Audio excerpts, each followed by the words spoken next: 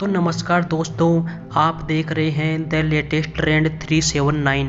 अगर आप इस चैनल पर नए हैं तो प्लीज़ चैनल को सब्सक्राइब कर लीजिए, क्योंकि हम आपके लिए इस चैनल पर रोज़ नई नई कहानियाँ लेकर आते हैं। आज मैं आपको फिरोजा और वीरमदेव की एक सच्ची प्रेम कहानी सुनाने जा रहा हूँ। फिरोजा वीरमदेव लव स्टोरी के दबे हुए परिवेश को बतलाने आया हूँ। सोए हुए इतिहास के पन्ने फिर से पलटने आया हूँ। आज मैं आपको सोनगढ़ लिए चलता हूँ, जो सिंहों की भूमि है। वहाँ का कण कण, पत्ता पत्ता एक ही प्रेम कहानी कहता है। वो है फिरोजा वीरमदेव की प्रेम कहानी।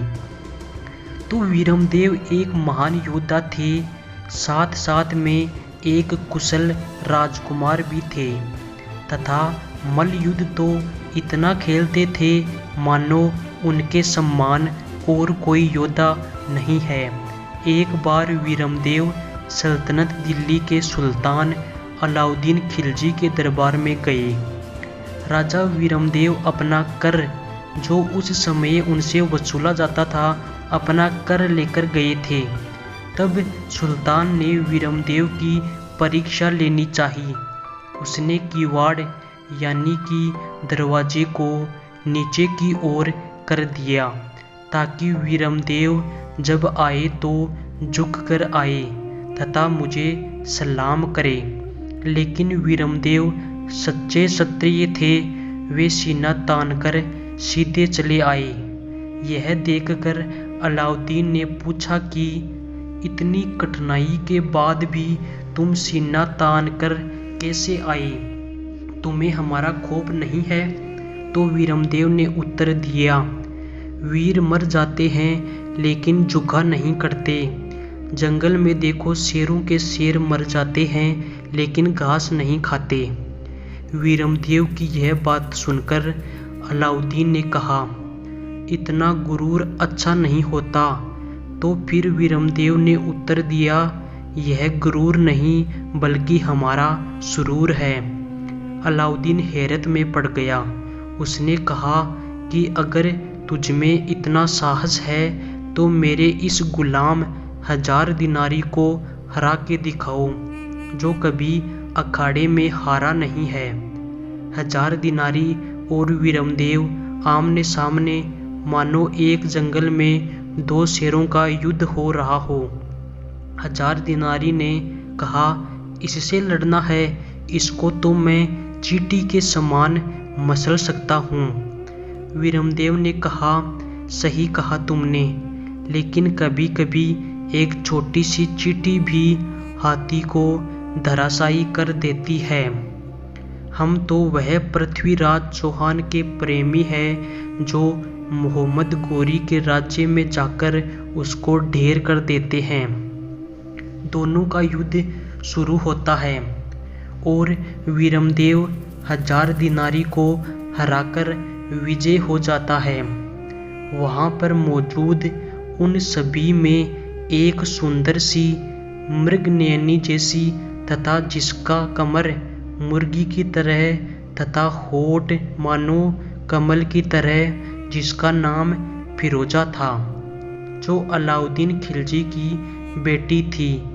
वो तो वीरमदेव को देखकर इस प्रकार पागल हो गई मानो कि कुमुदनी के पुष्प को लाने में वहाँ पर अधिक से अधिक घड़ियाल बैठे हैं, लेकिन उसको लाना जरूर है। यहाँ से एक ही दोहा भी प्रसिद्ध है, सोनगढ़ का बंकारो क्षत्रिय जोश अपार, फिरोजा के तन मन में बसे वीरम की तलवार। फिर वीरमदेव वहाँ से इजाज़त लेकर अपने राज्य लौट आए।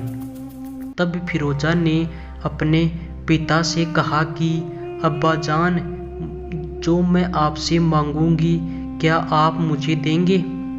तो अलाउद्दीन ने कहा, एक बार मांग कर तो देखो, पूरे हिंदुस्तान के राजकुमारों का सर तुम्हारे चरणों में रख दूंगा। फिरोजा ने कहा, मुझे केवल सोनगढ़ चाहिए। अलाउद्दीन ने पास में खड़े 1000 दिनारी को कहा, पूरे सोनगढ़ को राजकुमारी के चरणों में झुका दो। फिरोजा ने कहा, नहीं अब्बाजान, मुझे केवल सोनगढ़ का राजकुमार चाहिए जो मेरे दिल में छप गया है और मैं उनसे शादी करना चाहती हूँ। अलाउद्दीन ने कहा, ऐसा संभव नहीं है, तुम हमसे कुछ भी मांग लो लेकिन ये नहीं दे सकते। फिरोजा बोली, शादी करूँगी तो वीरमदेव से करूँगी, नहीं तो कुंवारी मर जाऊँगी। अलाउद्दीन अपनी बेटी की जिद के आगे हार गए और कहा, ठीक है, हम तुम्हारी ख्वाहिश जरूर पूरी करेंगे। अलाउद्दीन खिलजी ने अपने सिपाही को आदेश दिया कि तुम सोनगढ़ जाओ तथा हमारा हुक्म वीरमदेव से कहो कि तुम्हें हम अपना दामाद बनाना चाहते हैं।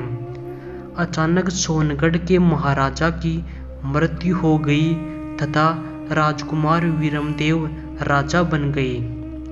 उनके दरबार में खिलजी का राजदूत आया और उसने अपना संदेश वीरमदेव को सुनाया।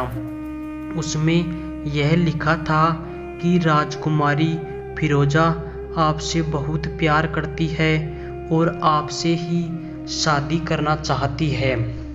तो राजा वीरमदेव ने उत्तर दिया, 7 दिनों तक चींटी जीवे, 20 बरस को सियार, कोटि बरस को धरती आए, सुंदर चली बयार।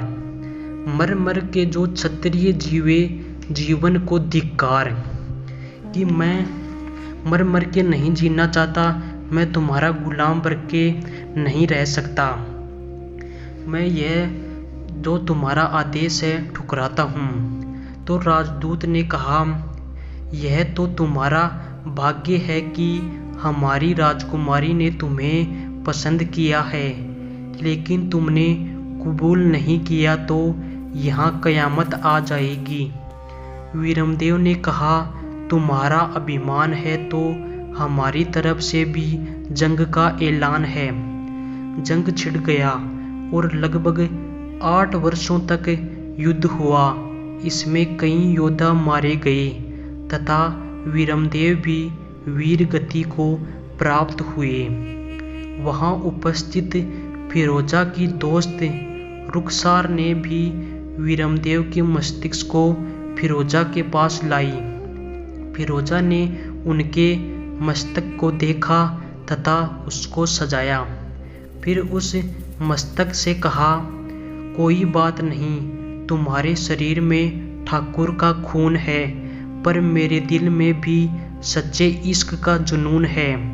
फिरोजा ने कहा कि मैंने आपको वचन दिया था कि शादी करूंगी तो वीरमदेव से, नहीं तो कुंवारी मर जाऊंगी, और वो तो मैं जरूर करूंगी।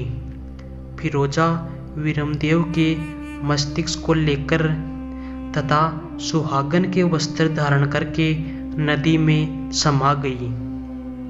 तो ये थी वीरमदेव और फिरोजा की प्रेम कहानी, जो आज भी इतिहास में दोहराई जाती है।